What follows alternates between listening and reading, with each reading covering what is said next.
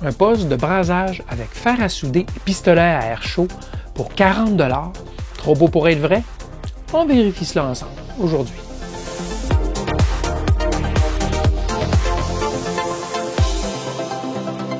Bidouilleur, salut!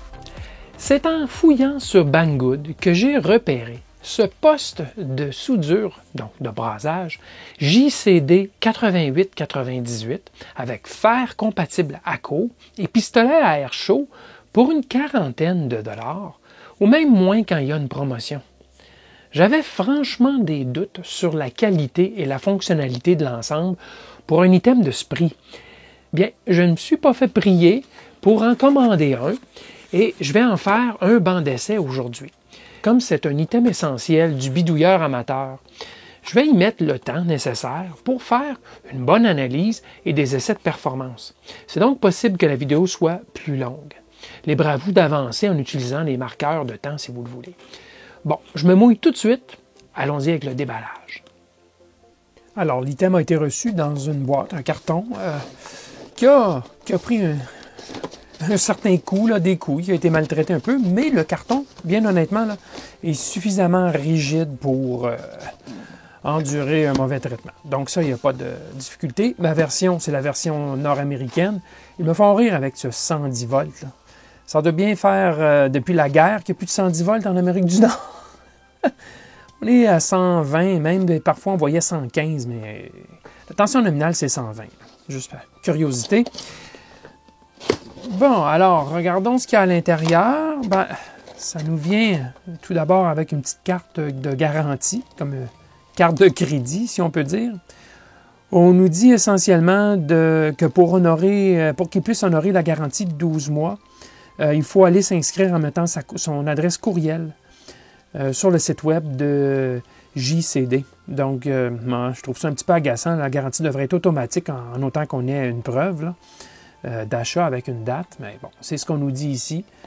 On s'inscrit et la garantie est effective pour 12 mois. Donc, attendez que l'appareil se brise, allez sur le site web, inscrivez-vous et vous aurez 12 mois à partir de ce moment-là pour faire valoir votre garantie. Non, je ne sais pas, je vous dis ça comme ça, mais bon, alors ça c'est couvert. Alors, ce qui nous vient maintenant à l'œil aussi, c'est bien sûr le fer lui-même, emballé en sachets individuellement. Bon, c'est un fer définitif du style ACO, donc une copie de ACO, compatible ACO aussi. On nous dit qu'il est sûr du côté des DES. On va vérifier ça tantôt. Alors, ça vient avec une pointe. C'est une pointe que je qualifierais d'universelle. Il y a plus gros et il y a plus petit. Donc, pour débuter, ça peut faire l'affaire, mais ce sont des pointes ACO, donc facilement achetables. Pour un prix raisonnable. Alors, OK, parfait. On voit comme une férule en céramique. Toujours faire bien attention avec la férule lorsque vous insérez vos pointes. Allez-y doucement sur la férule et remettez tout de suite le guide métallique là, et resserrez l'ensemble et tout sera bien correct. Alors, ça tourne ici un peu dans le vide. Ça ne m'inspire pas très confiance. Bon, OK, alors... Ça me semble bien correct, avec ici une zone de relâchement de stress là, sur le câble. Une prise à 3 broches. Ouais, je dis bien une prise là, parce que c'est femelle. Donc ça, c'est classique comme prise. Ça ressemble beaucoup à ma version de mon Gordak 952, ma station. Mais cependant, moi j'ai 5 contacts. Alors, ce n'est pas compatible directement. Alors, mais je crois comprendre que ce genre d'item est disponible si jamais vous brisez votre fer. Vous pouvez vous en acheter un autre. Pas nécessaire de remplacer toute la station. Alors, on continue. Ici, c'est une fiche de secteur 120 volts avec la prise EIC à l'autre extrémité. On va vérifier si la fiche est bonne avec la mise à la terre. Des embouts pour le pistolet. Je vais appeler ça un pistolet, là. À air chaud. Et il y a 3 grosseurs. On les regardera tantôt, mais la plus petite grosseur, j'aurais aimé qu'elle soit encore plus petite. Il existe plus petit. Regardez le mien. Comment c'est petit.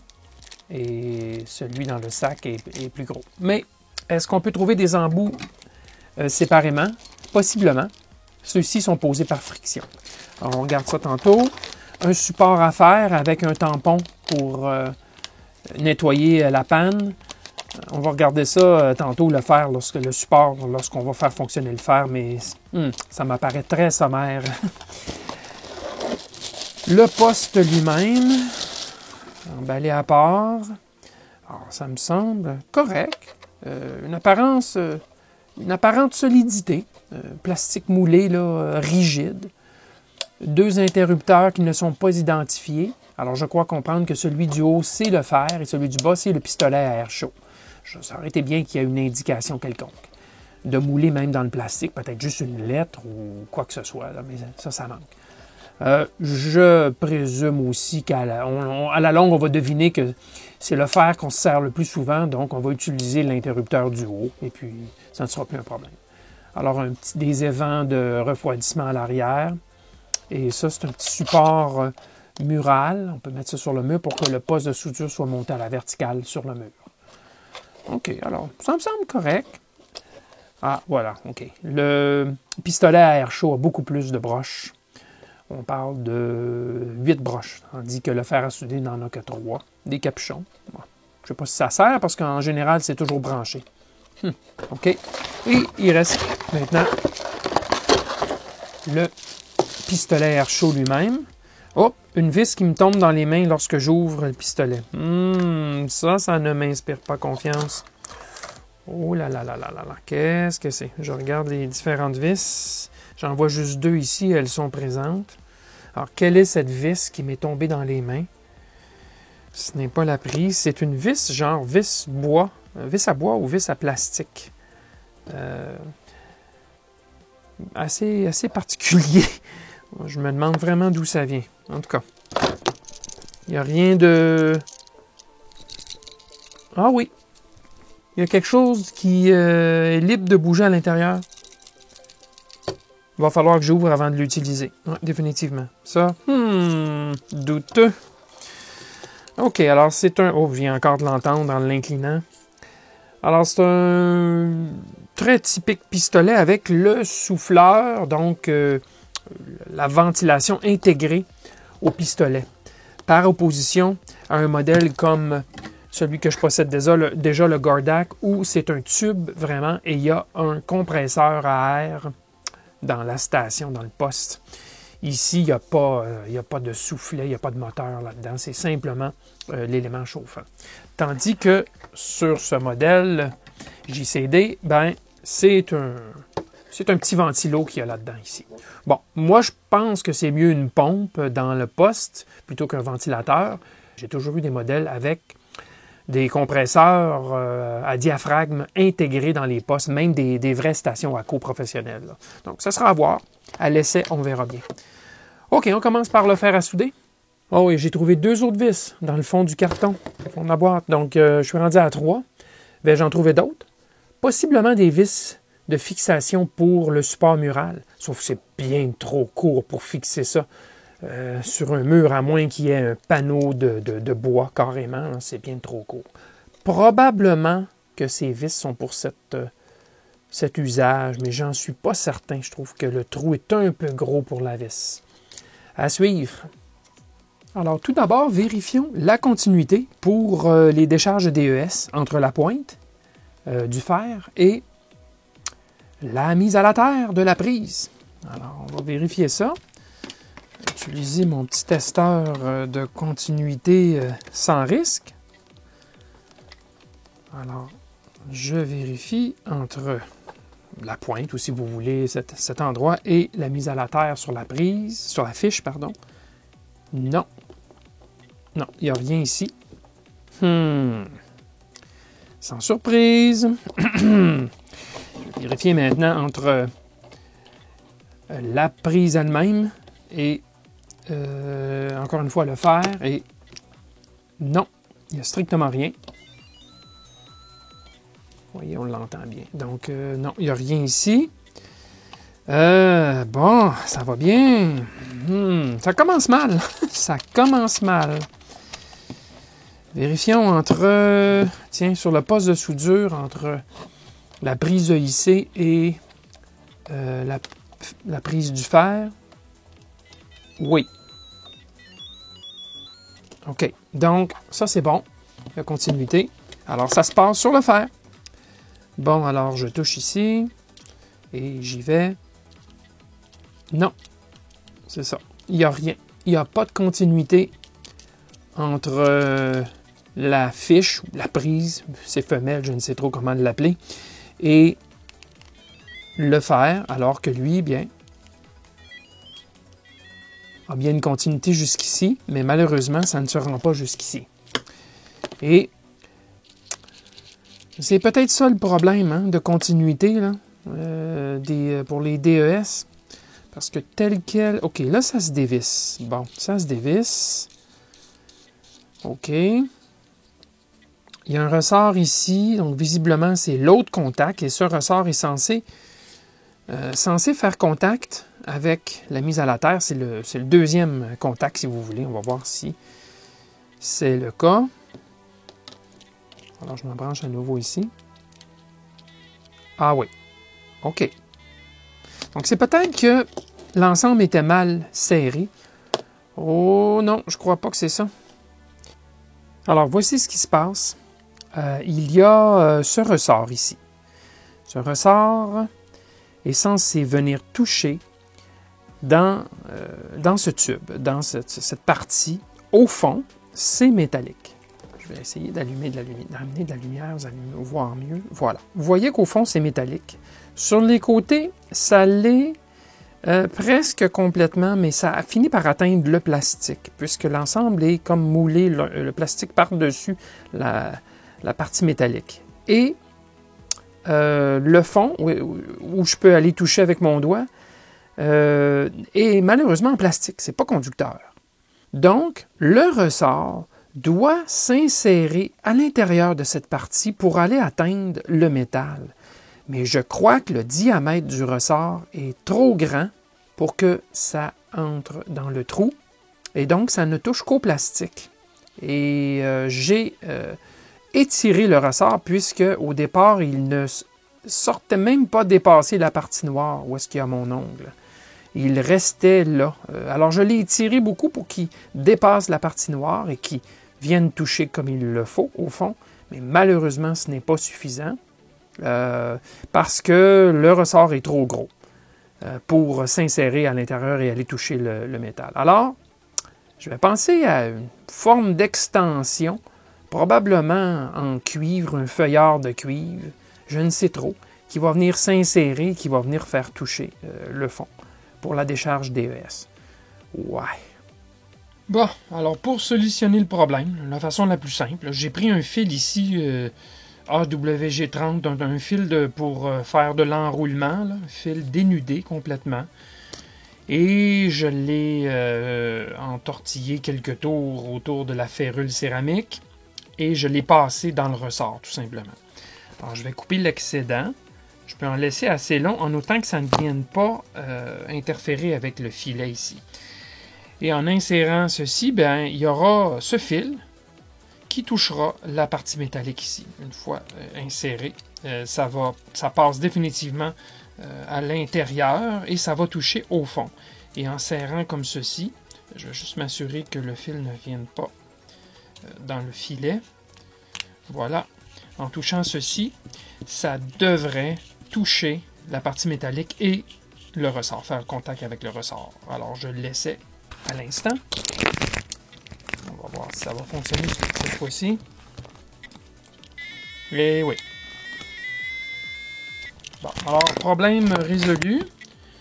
Alors, prenez note. Vérifiez toujours la continuité de la panne. Point de vue décharge DES. Donc, prenez note de cela. On peut rassembler l'ensemble et faire nos premiers essais. On a continuité DES jusqu'à la fiche. Alors, compte tenu de ce que j'ai vu jusqu'à maintenant, j'ai pas confiance de mettre l'alimentation sous tension. On va plutôt regarder l'intérieur tout de suite pour s'assurer que tout semble sécuritaire. Bon, on va faire une petite analyse sans rien briser, sans rien démolir, là. Alors, si on regarde l'alimentation du secteur, d'abord, ils ont recouvert les terminaux avec du tube rétrécissant. Ouais, c'est un peu embêtant parce qu'à l'autre bout du fil ici, c'est du secteur aussi, puis cette partie-là n'est pas du tout recouverte. Ils auraient pu mettre une colle noire, flexible, quelque chose. Mais c'est sûr qu'il y a du secteur partout là-dedans. Là. Donc, ils ont recouvert les parties qui protubent, si vous me permettez l'expression, qui s'avancent vers les circuits. Là. Et ça, ici, c'est un petit peu plus plat. À plat. Donc, voilà. Je constate aussi qu'ils ont utilisé seulement des fils rouges pour le secteur. Sauf la mise à la terre, ils ont pris du fil jaune avec un marqueur vert. Ça, c'est correct, c'est bien. Là. Par contre, il n'y a pas, c'est ça, faut comprendre quel fil est la phase et quel fil est le neutre. Normalement, c'est la broche de gauche, c'est cette broche-ci qui est la phase et l'autre, c'est le neutre. Alors, la phase, si on regarde, elle rentre, elle va sur un fusible. Il y a un fusible ici. On va tout de suite regarder. Pourquoi pas? Oui, c'est un vrai fusible. Ils disent que... Attendez, laissez-moi voir. C'est un 10 ampères à réponse rapide. Et il y a même un fusible de rechange qui nous donne ici à l'intérieur. Donc ça, c'est correct. 10 ampères, c'est élevé, mais ils prétendent que c'est 750 watts, hein, le pistolet chauffant. Donc, c'est pour cela. Alors ça, ici, c'est la phase. Et l'autre, rouge aussi, juste en dessous, c'est le neutre. Alors, les deux fils, bien sûr, la phase s'en va aux interrupteurs, 2 interrupteurs. Et ensuite, c'est distribué... OK. Alors, il y a 2 plaquettes. Il y a une plaquette contrôleur en bas qui reçoit aussi l'alimentation. Ici, là, au fond de la boîte. Cette plaquette s'occupe aussi du fer, le fer à souder. Le fer à souder vient d'être contrôlé par cette plaquette. Et ici, ce que je peux voir ici, c'est que cette plaquette-ci prend l'autre interrupteur du bas, et donc c'est pour le pistolet chauffant à air, là, à air chaud. Donc la fonction est divisée en 2. Par contre, il y a des petits fils aussi de contrôle qui vont jusqu'au microcontrôleur, donc la plaquette de contrôle dans le fond. Mais la puissance du pistolet chauffant, c'est ici. Et le contrôle et la puissance du fer à souder, c'est l'autre plaquette au fond.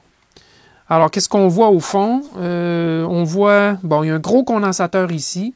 Il semble bien. Il y a une résistance. Juste en ligne. Un peu difficile de la voir, là. Juste en ligne ici à l'arrière. Ouais, vous voyez, là, en ligne avec le gros condensateur. Il semble que ce soit un diviseur capacitif, là, ou un diviseur capacito-résistif. Et il y a des petites résistances sous le condensateur pour clairement vider là, le condensateur. Il semble que ce soit un système de descente de tension par capacité. Il n'y a pas de transformateur, évidemment. Il y a ici HT19B. Alors, il faudrait que je regarde qu'est-ce que c'est. Bon, voilà. Alors, il y a un microcontrôleur, définitivement. Juste ici. Malheureusement, ils ont effacé la pièce. On ne peut pas voir. En tout cas, si ce n'est pas un microcontrôleur, c'est l'autre pièce qui est un microcontrôleur. À mon avis, c'est l'autre. Alors, il y a du secteur sur cette pièce, mais très rapidement, on abaisse la tension ici par le condensateur. Il y a 2 diodes. Donc, clairement, on abaisse, on rectifie et on filtre avec le petit condensateur qui est juste ici. Et après ça, on régule. Ça semble être le fonctionnement de la chose. Le fer à souder, c'est un fer à souder de maximum 80 watts. Donc, je ne sais pas comment il est contrôlé. Est-ce que ceci, c'est probablement un triac, ceci.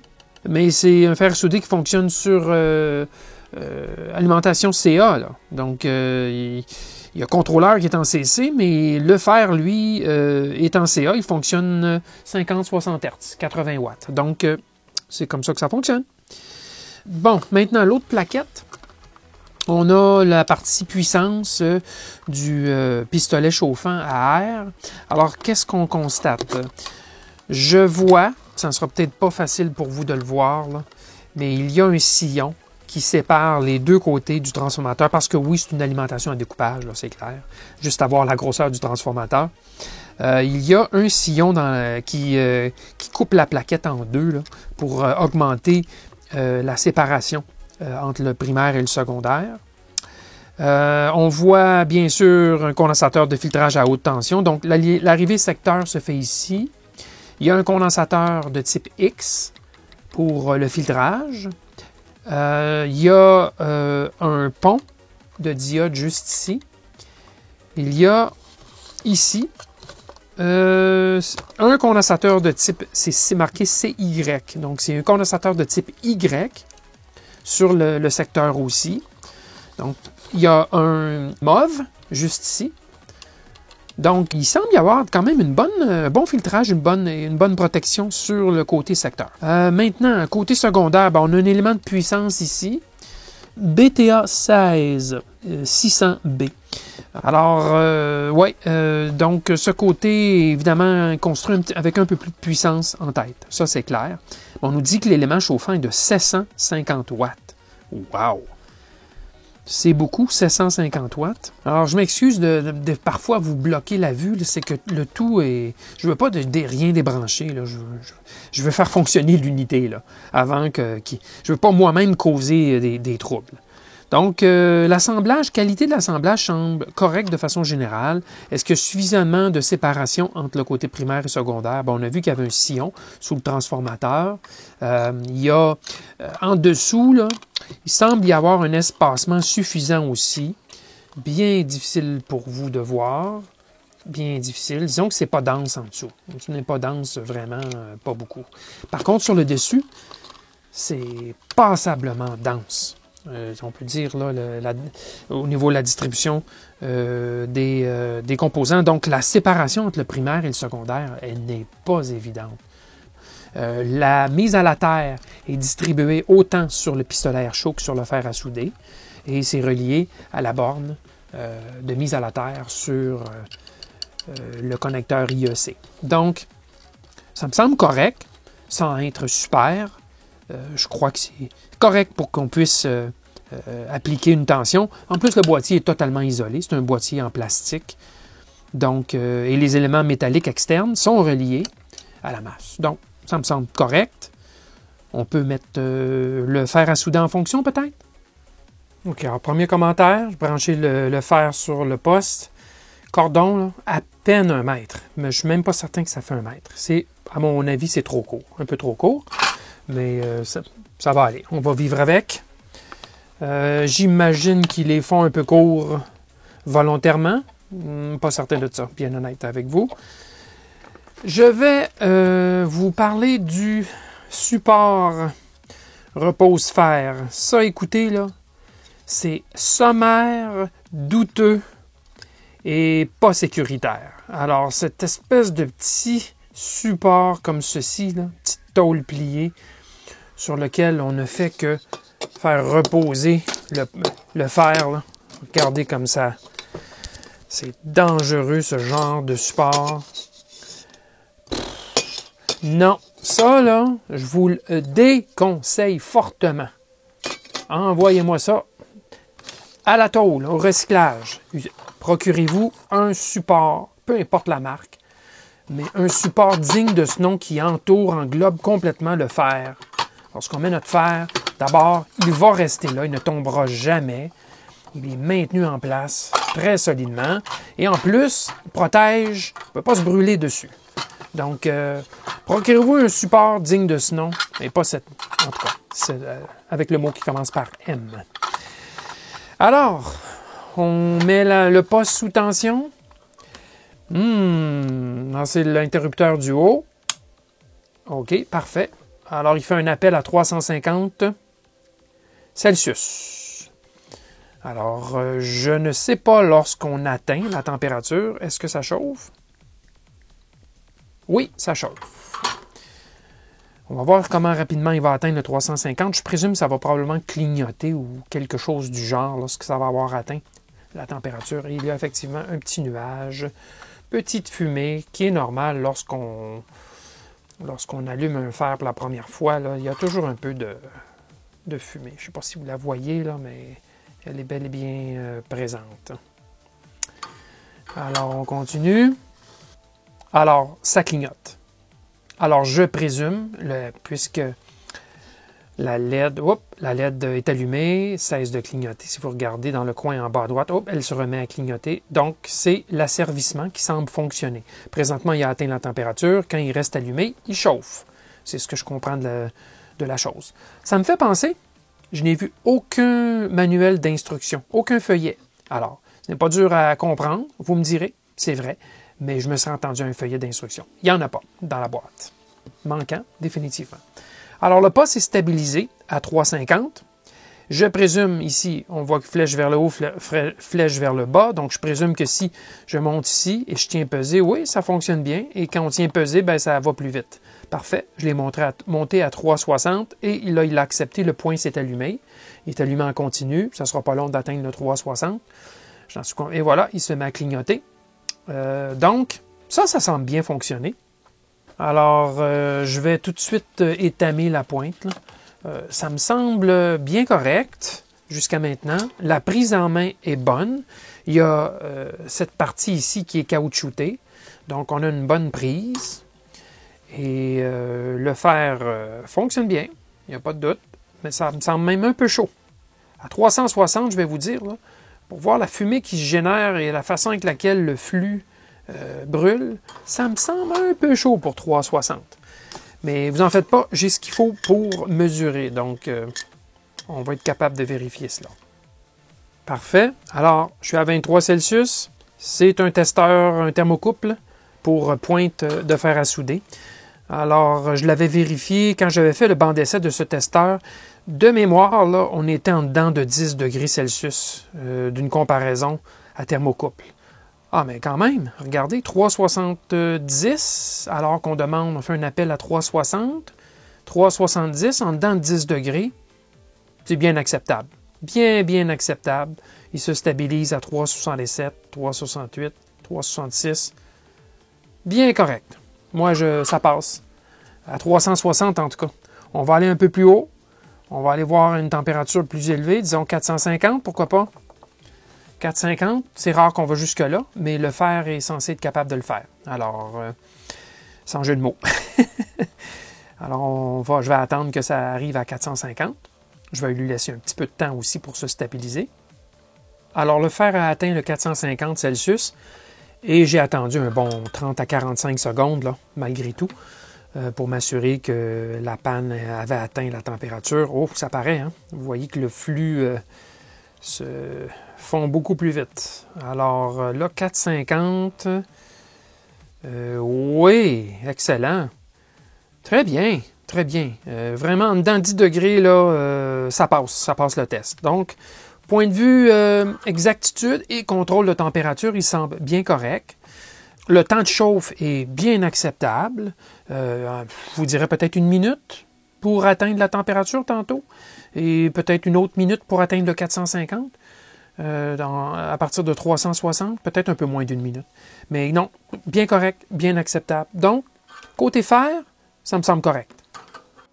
On faisait un essai maintenant sur un plan de masse pour voir si le fer a la capacité de souder du cuivre en plan de masse.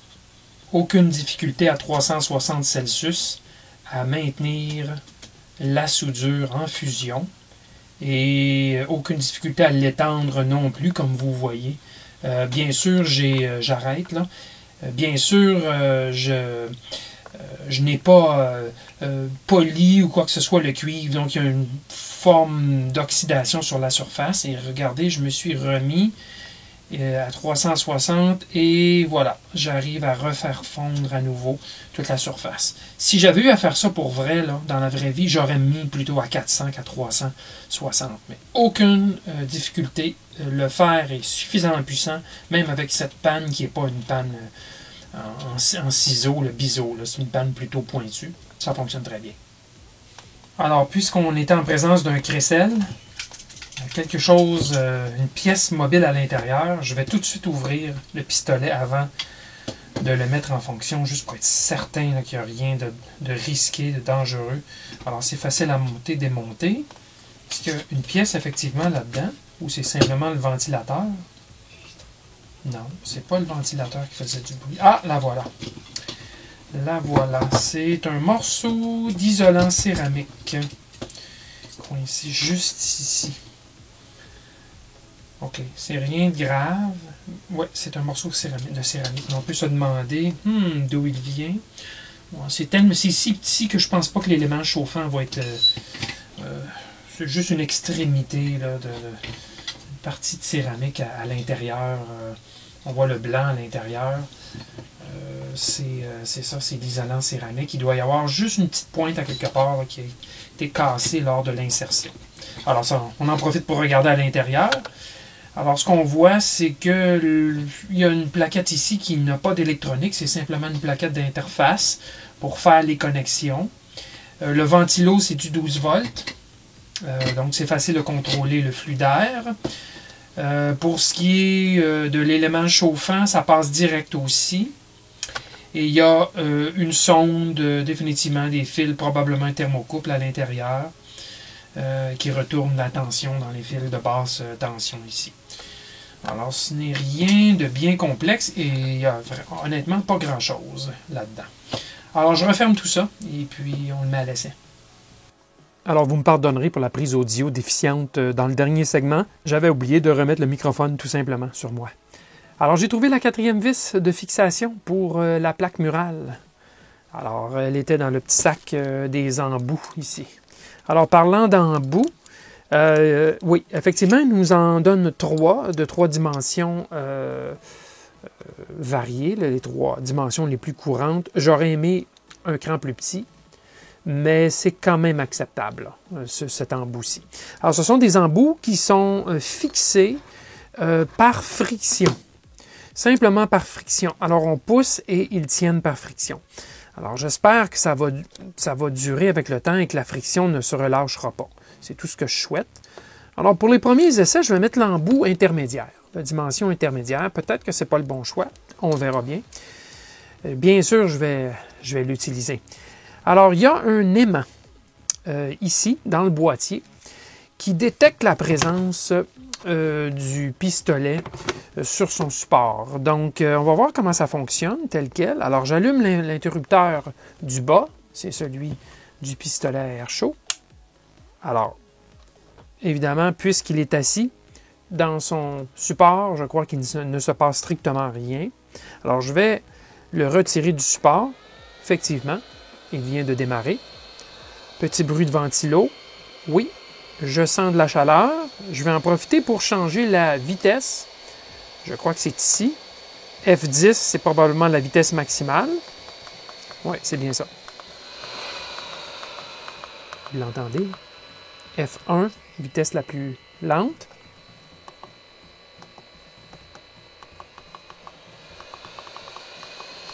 Alors, je vais aller à F5. Vitesse intermédiaire. Là, il est à 100 Celsius, donc je peux mettre ma main là, sans trop de difficulté, en autant que je ne laisse pas trop concentrer. Je sens la chaleur qui monte, il n'y a pas de doute. On voit que ça clignote, donc il a déjà atteint la température, visiblement. Il faut quand même attendre toujours un petit peu. Alors, je vais monter la température à 400. Non, 350. On va y aller à 350 Celsius. Mais même chose que le fer, 350, 360. On va y aller à 360, pourquoi pas. Alors voilà, il est lancé. On voit qu'il monte graduellement. Il nous a montré un petit peu la température courante. Et là, on voit, je ne sais pas si la température est déjà atteinte. Possiblement.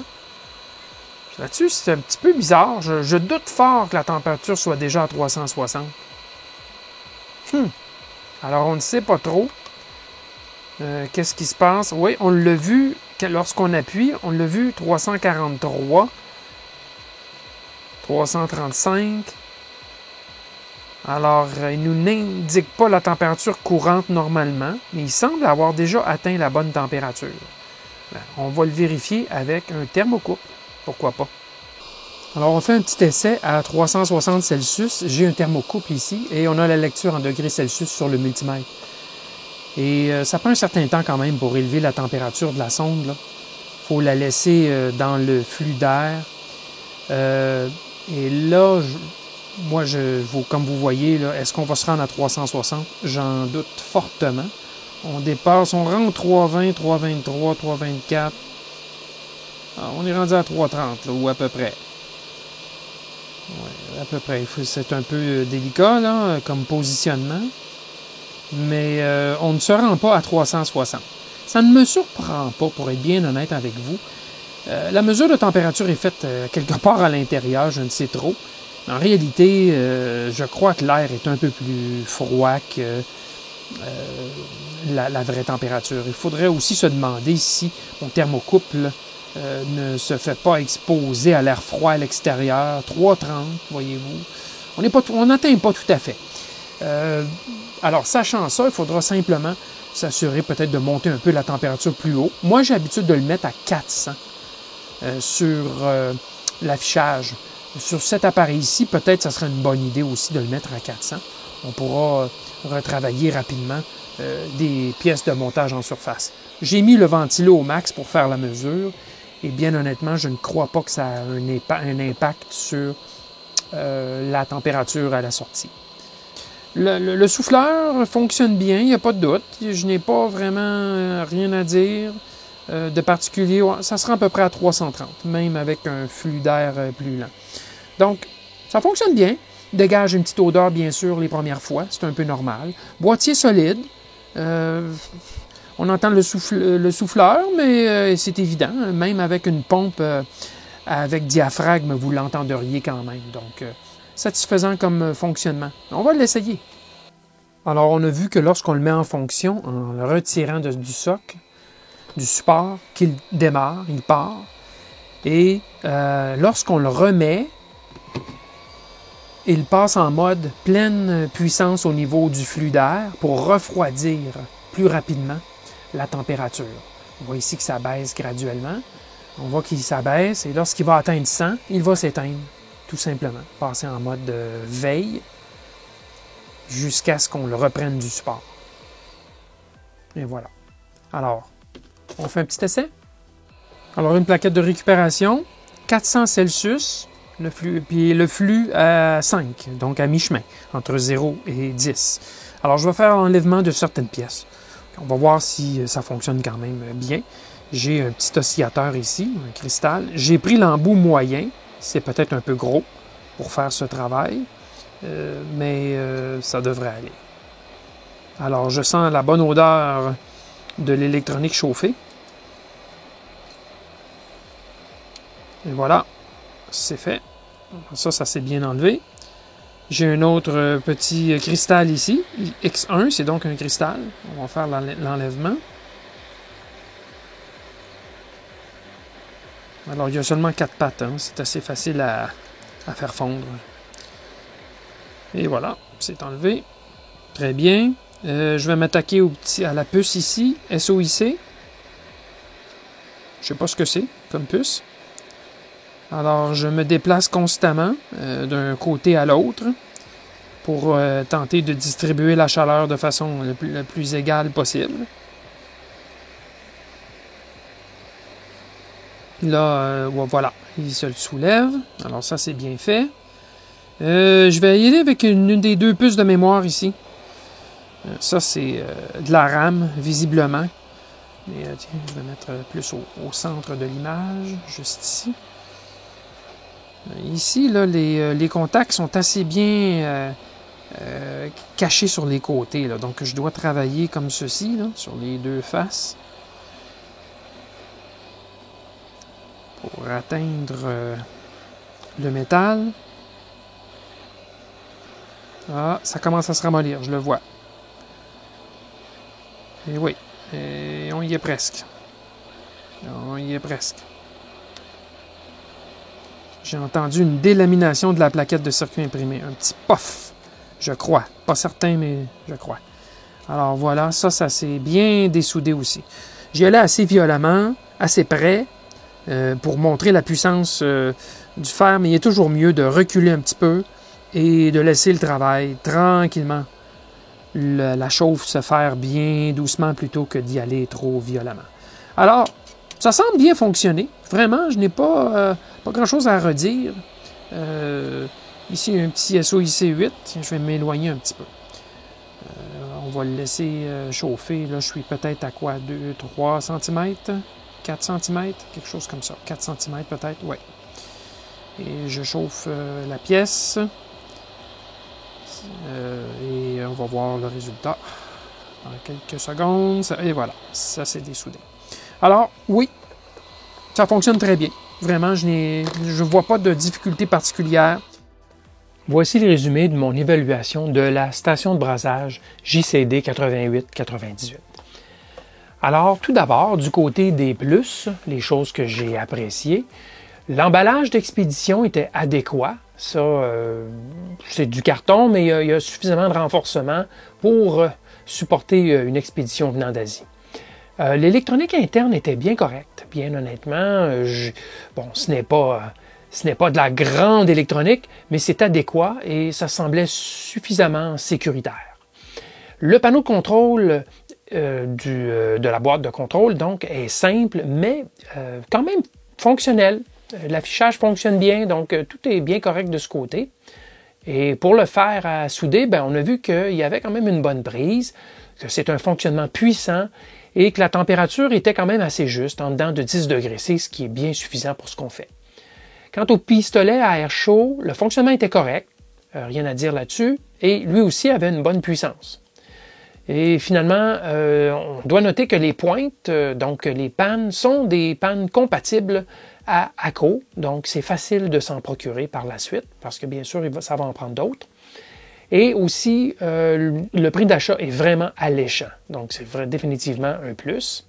Par contre, les choses que j'ai moins aimées, entre autres, j'ai jugé le support de fer comme étant dangereux, donc on n'utilise pas ça, on s'en procure un autre de bien meilleure qualité. On a vu aussi que le fer à souder avait un défaut de continuité au niveau de la protection contre les DES. Donc, il faut absolument le corriger. Ça serait à eux de le corriger, mais en tout cas, si vous vous procurez, assurez-vous d'établir la continuité comme je l'ai fait. Aussi, la température de l'air chaud, on a vu que c'est douteux. Il y avait 30 degrés de différence entre l'affichage et ce que je pouvais mesurer avec la sonde. Est-ce que c'est ma technique de mesure?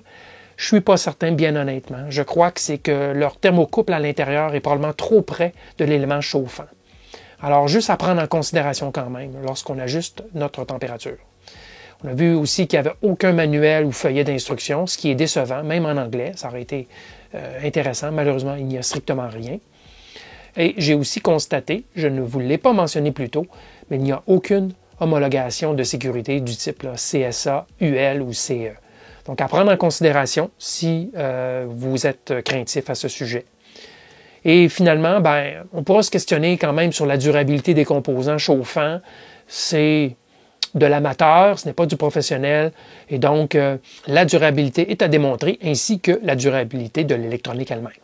Alors, est-ce que j'en fais la recommandation?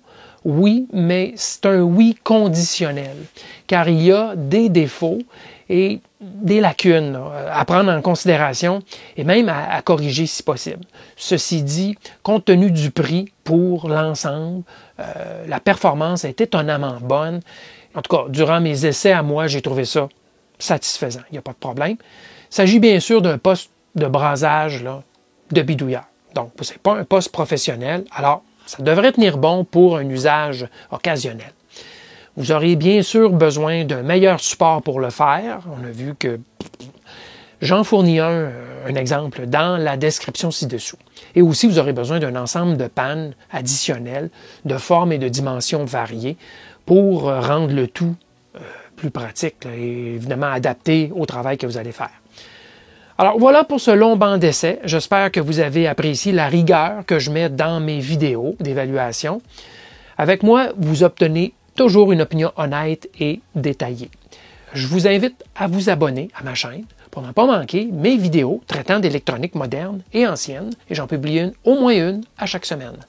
Merci et à la prochaine.